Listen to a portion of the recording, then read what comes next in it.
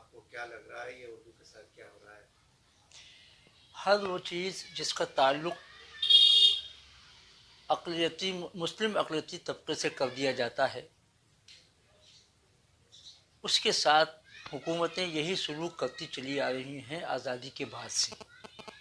ایک تو یہی بات غلط ہے بالکل کہ اردو جو ہے مسلم اقلیت کی زبان ہے، اس کو بنیاد بنا کر یہ خالی ذہنوں کا کام ہے جنہوں نے اس کو اس بنیاد بنایا، اور اپنی سیاسی اقتدار کو قائم رکھنے کے لیے، سیاسی ماحول میں فرقہ پرستی کی نفرت پھیلانے کے لیے، غیر مسلم رائے دہندگان کو اپنی جانب ملتفت کرنے کے لیے یہ حرکت کی گئی ہے۔ یہ اس کو صرف اور صرف سیاسی بات کہا جا سکتا ہے۔ زبان کبھی مرتی ہے؟ آپ روزی دینے والے تو ہیں نہیں، روزی تو رزاق ہے، رزاق دیتا ہے یعنی اللہ دیتا ہے۔ زبان کو اپنے لیے استعمال کرنا، اس سے زیادہ کم سطح کی، اس سے زیادہ گری ہوئی کوئی دوسری ذہنیت ہو ہی نہیں سکتی کہ کسی سبجیکٹ سے، کسی مقابلے جاتی امتحان سے کسی زبان کو ہٹا دیا جائے۔ ویسے بھی کتنی پرسنٹیج ہے مسلمانوں کی ملازمتوں میں، آپ اس سے کیا فائدہ اٹھا لیں گے؟ بس صرف یہ اردو دشمنی اور مسلم دشمنی ہے۔ اس کی ذمہ داری ہم پوری طور پر حکومت میں نہیں ڈالتے۔ اردو داں طبقہ کہاں ہے؟ یہ خبر جب سے پھیلی ہے سماج میں، یہ خبر جب سے آئی ہے، اردو داں طبقے کا کسی ایک کا کوئی ایک بیان حکومت کے خلاف یا اردو زبان کی حمایت میں آیا ہو تو ہمیں بتا دیجیے آپ، سوائے اس کے کہ ہم لوگ خبریں چھاپتے ہیں، ہم نے بھی خبر چھاپی ہے۔ آپ یہ پیغام میرا پہنچائیے حکومت کے پاس، اردو ہے جس کا نام ہم ہی جانتے ہیں داغ، سارے جہاں میں دھوم ہماری زبان کی ہے۔ آپ اس میں ایک لیگل پہلو بھی کچھ اختیار کریں گے؟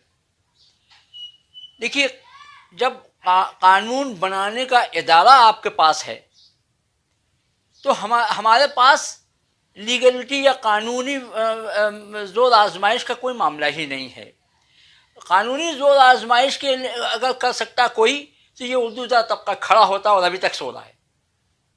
یہی وجہ ہے کہ جو چاہتے ہیں اردو کے دشمن یا مسلم اقلیت کے دشمن کر لیتے ہیں اور کر کے گزر جاتے ہیں، بھلے اس کا ان کو فائدہ ملے یا نہ ملے، کم سے کم ذہنوں کو تو خراب کرنے میں وہ کامیاب ہو جاتے ہیں۔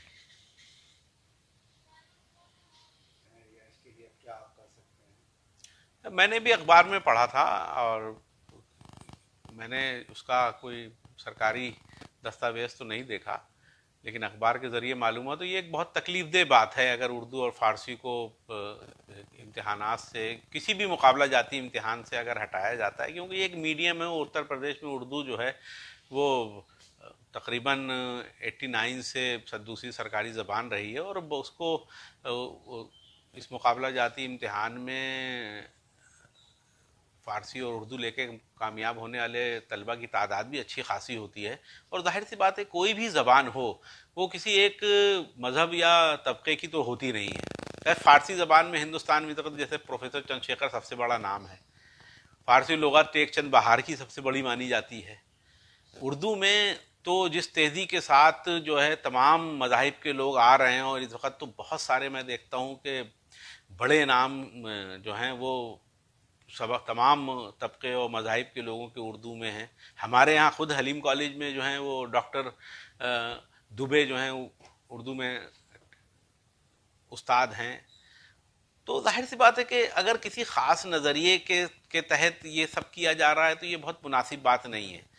اور دوسری چیز کہ ہندوستان میں کا پی سی ایس وغیرہ میں کیونکہ بہت سارے دستاویز جو ہیں ابھی بھی پرانے تمام دستاویز اور تمام کاغذات جو ہیں وہ اردو فارسی میں لکھے ہوئے ہیں، اور سرکار کو اس کی ضرورت پڑتی رہتی ہے اس طرح کے آفیسرز کی کہ جو ان زبانوں کو بہت اچھی طرح جانیں، تاکہ اس سے پہلے کیا ہوتا رہا ہے وہ تو ان کو معلوم ہوگا، ورنہ وہ ان کو جو بھی انٹرپریٹ کیا جائے گا یا جو بھی ان کو ٹرانسلیٹ کر کے بتا دیا جائے گا وہ وہی سمجھیں گے۔ اس لیے آفیسرز کو اور جو اس زبانوں کو پڑھ کر آتے ہیں وہ اگر اپنے سامنے خود اپنے آنکھوں سے ان دستاویز کو دیکھیں گے، پڑھیں گے تو صحیح فیصلے کر پائیں گے وہ۔ اس لیے ضروری ہے کہ جس اردو و فارسی کو جو ہے وہ مقابلہ جاتی امتحانوں میں برقرار رکھا جائے۔